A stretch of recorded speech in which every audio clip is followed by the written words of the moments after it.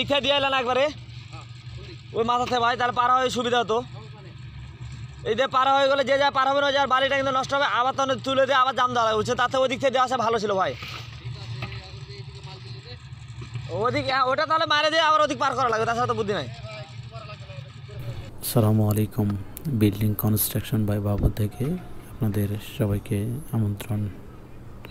আশা করি সবাই ভালো আছেন। আজকে কথা বলবো গ্রেড বিম বিষয়ে। বিল্ডিংয়ের গ্রেড বিম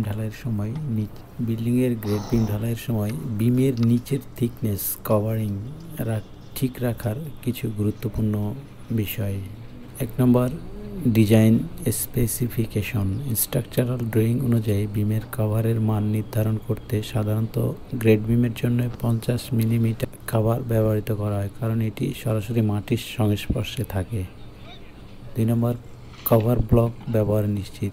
কংক্রিটে কভার ব্লক সঠিকভাবে বসানো জরুরি। এগুলো বিমের নিচে এবং সাইডে কভারের পরিমাপ ঠিক রাখতে সাহায্য করে।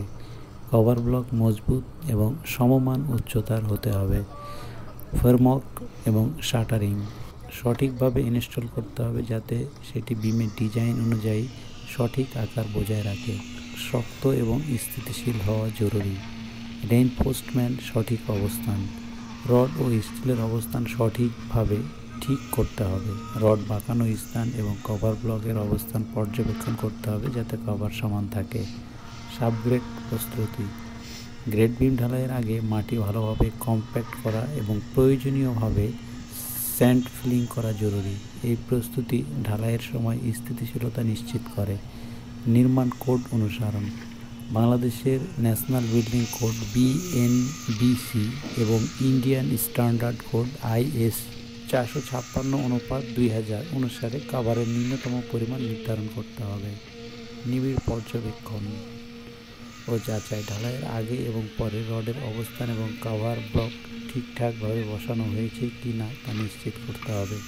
ঢালাইয়ের সময় অতিরিক্ত শ্রমিক বা সুপারভাইজারদের দায়িত্বপ্রাপ্ত রাখা প্রয়োজন।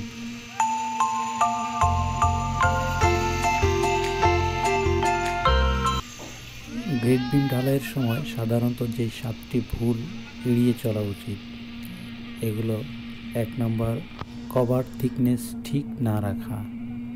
2 নম্বর, রেইনফোর্সমেন্ট সঠিক অবস্থান বজায় না রাখা।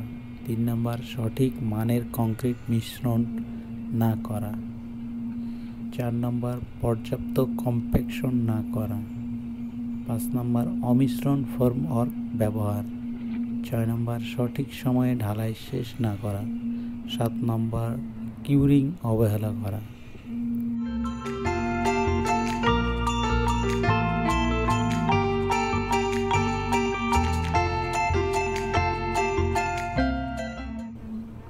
সঠিকভাবে কাভারিং বজায় রাখা অত্যন্ত গুরুত্বপূর্ণ, কারণ এটি স্ট্রাকচারের স্থায়িত্ব এবং রডের সুরক্ষা নিশ্চিত করে। এতে গ্রেড বিমে কাঠামো শক্তিশালী হয় এবং পরিবেশজনিত ক্ষতির বিরুদ্ধে প্রতিরোধ গড়ে তোলে।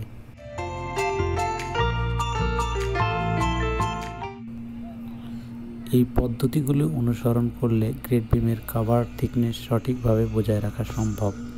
যেহেতু বিল্ডিংয়ের গুরুত্বপূর্ণ একটি বিষয় গ্রেড বিম, তাই প্রতিটি ধাপ খুব দক্ষতার সঙ্গে পরিচালনা করা। আজ এ পর্যন্তই, কথা হবে নতুন কোনো ভিডিওতে। ভালো থাকবেন। আসসালামু আলাইকুম।